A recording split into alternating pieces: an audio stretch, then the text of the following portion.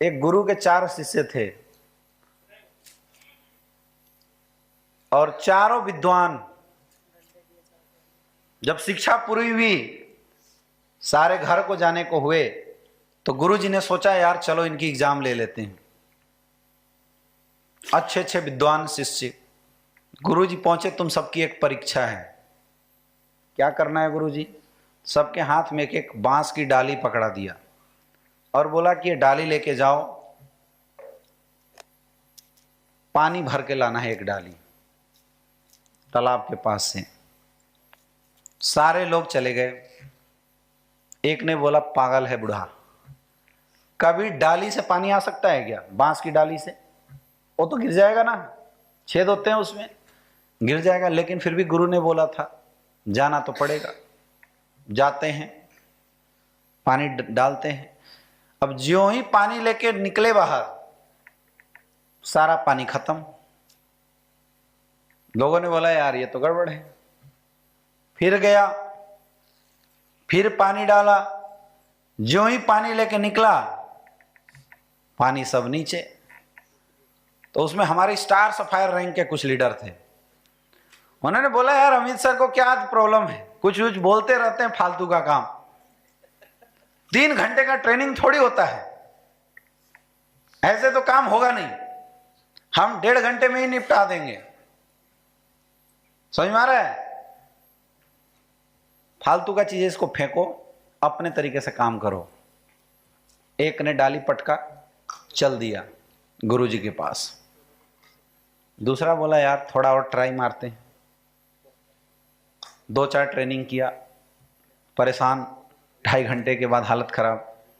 बोला यार बेवकूफ है ये, पानी तो उठ ही नहीं सकता इससे। वो भी छोड़ दिया। तीसरा गया, वो भी छोड़ दिया। जो लास्ट वाला था वो था पागल, वो दिमाग लगाता नहीं था, हमारे ओपी साहब जैसा। बोला सर ने बोला है तो कुछ तो बात होगी साला, दिमाग में केवल इतना बात रखना है कि डाली से पानी लाना है। उठाया, पानी नहीं उठा। बोला सर ने बोला था कि मार्केट में जाओगे तो लोग ना बोलेंगे, हो सकता है ये ना आया हो। चल फिर उठा, फिर उठाया, फिर गिर गया। बोले यार दूसरी बार हो सकता है, सर ने तो ना बोला था ना, 100 का कोटा पूरा करते हैं ना का। फिर गिर गया, फिर उठाया, फिर गिर गया। लेकिन वो हार नहीं माना। एक ही विश्वास था कि भाई अगर गुरु ने बोला है तो पानी जरूर भरेगा, सेल हमारी जरूर आएगी। उठाता रहा, उठाता रहा। जब शाम हो गया तब तक सारे जो शिष्य थे वो गुरु के पास चले गए। बोला गुरु जी जो आपने काम दिया था वो असंभव है, पानी उसमें नहीं लाया जा सकता है, कुछ जुगाड़ करके लाना है तो बता। बोला नहीं ऐसा नहीं करना। लेकिन ओपी साहब लगे हुए थे, पानी उठा रहे थे और पानी बार बार गिर रहा था। रात को 1:30-2 बजे के बाद जब ओपी साहब पानी उठा रहे तो उसमें पानी भरना शुरू हो गया। अब पहले 10 कदम में पानी गिर जाता था, अब वो पानी कम से कम 100-200 कदम जाने के बाद गिर रहा है। इनका विश्वास बढ़ता चला गया। फिर उठाया। रात को 3 बजे जब उन्होंने उस डाली से पानी उठाई, एक भी पानी नहीं गिरा। 4 बजे भोर में पहुंचते हैं, सर मैं भी डायमंड बन गया, ये सारा पानी मैं लेके आ गया।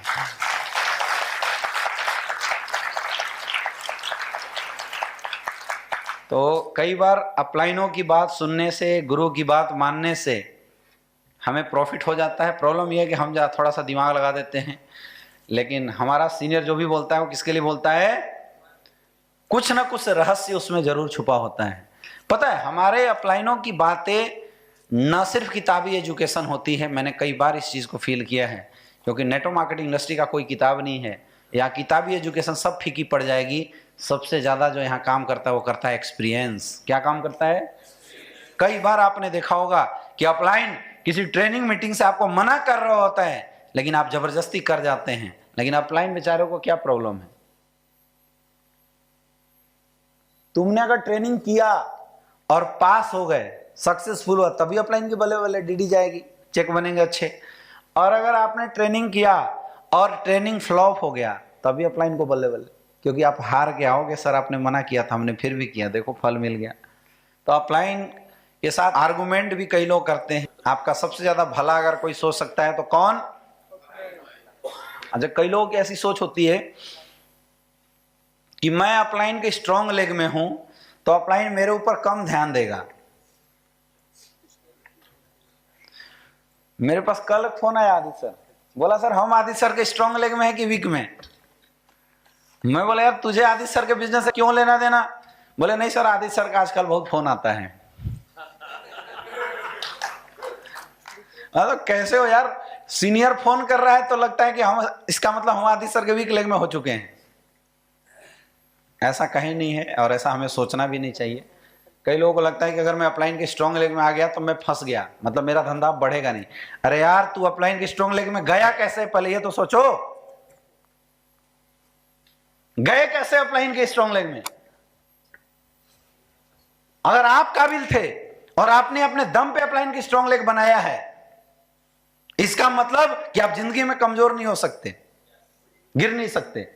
और अगर आपके अपलाइन ने हेल्प करके आपको स्ट्रॉन्ग बनाया है तो कभी ना कभी जिधर हेल्प करेगा वो भी तो स्ट्रॉन्ग हो जाएगा, तो दोबारा कहां आएगा?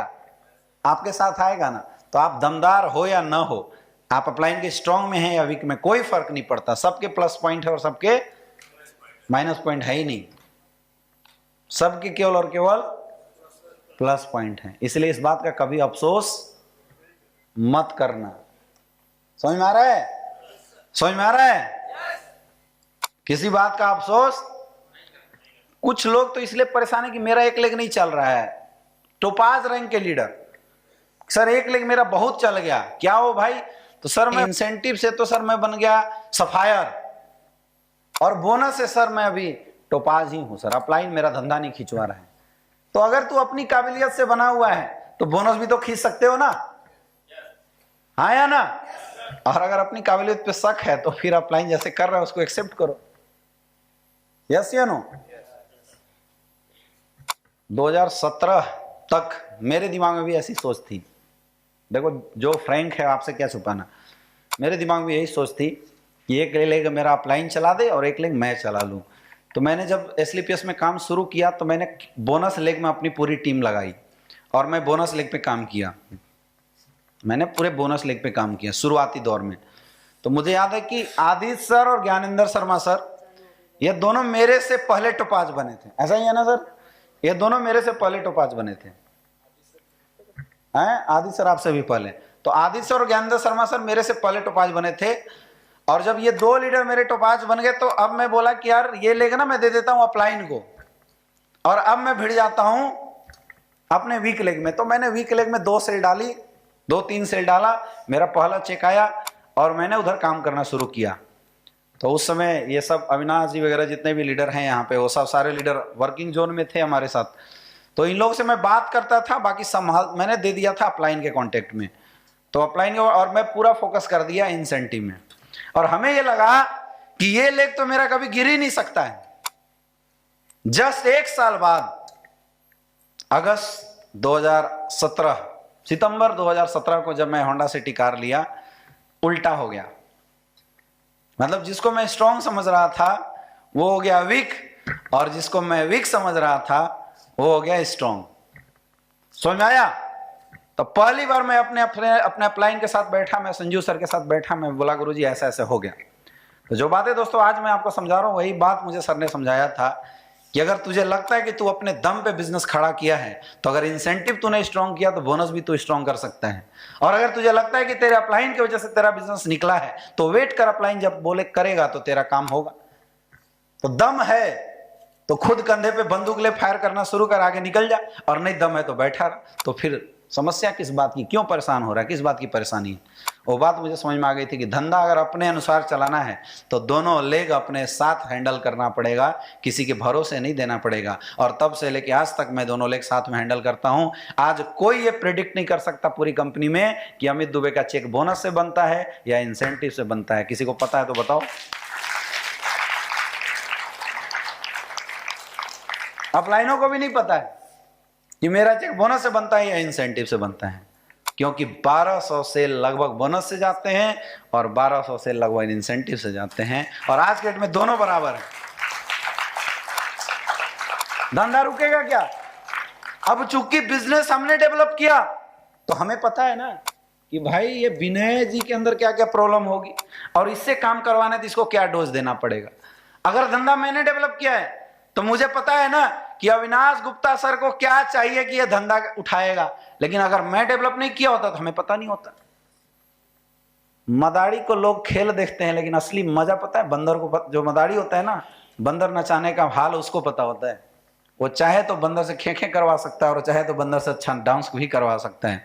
समझ में आया? जो टीम आपने बनाया है ना, मैं एक्चुअल आपको बता रहा हूं कि असली आपकी टीम वही है, बाकी तो सब खैरात हैं, कभी भी डेड हो सकते हैं, कभी भी डेड हो सकते हैं। जो लोग दोनों लेग पे काम कर रहे हो ना, कॉलर ऊंचा करके रखना, आप जब चाहो, क्योंकि गाड़ी और एक्सीलेटर दोनों आपके हाथ में है। पैर भी आप ही का एक्सीलेटर पे है और गाड़ी की कमांड भी आपके हाथ में है। चारों चक्का जगवार की आपके कमांड में है भाई साहब। स्पीड जब मन है तब एक्सीलेटर दबा देना, 350 की स्पीड से चलेगी और 250 की स्पीड से चलेगी, डिसाइड आपको करना है। वही अगर ड्राइवर बैठा के रखोगे, किसी के भरोसे रहोगे, बगल के सीट पे बैठे रहोगे, तो ड्राइवर और स्पीड आपके कमांड में नहीं है। हो सकता है तालमेल बैठे तो ड्राइवर आपके मिजाज से चला भी ले, नहीं तो ड्राइवर ब्रेक मार के खड़ा भी हो सकता है। नहीं हो सकता है? यस या नो? अच्छा क्या है, एक लेग में काम करना या दोनों लेग में? और हम क्या करते हैं, कुछ लोगों को लगता है नहीं सर अपलाइन सपोर्ट कर दिया होता तो और आगे बढ़ गए होते। यार अपलाइन क्यों नहीं सपोर्ट करेगा? मुझे एक रीजन बताओ। आप अपनी टीम को सपोर्ट करते हो नहीं करते हो? तो आपको ऐसा क्यों लगता है कि मेरा अपलाइन मुझे सपोर्ट नहीं किया होगा? एक घर में 4 बच्चे हैं, माँ बाप चारों बच्चों को बराबर प्यार देता है नहीं देता है? हाँ, उसमें जो थोड़ा पढ़ने लिखने में अच्छा होता है उसकी बूस्टअप माँ बाप जरूर देता है, और ये फर्ज भी है, करना भी चाहिए, भगवान भी ऐसा करता है। लेकिन अगर आपके अंदर काबिलियत है तो अपलाइन आपको भी तो बूस्टअप देगा। यस या नो? दुनिया में कोई बेवकूफ ही आदमी होगा जो मर्सिडीज जगवार खरीद के और टूटे फूटे झारखंड वाली सड़क पे, बिहार वाली सड़क पे चलाएगा। उसको तो भैया आगरा लखनऊ एक्सप्रेसवे चाहिए। अपलाइन भी आपका बिजनेस ऐसी करता है एक्चुअल में, लेकिन हम कंफ्यूज होते हैं, हम मिसगाइडेड रहते हैं।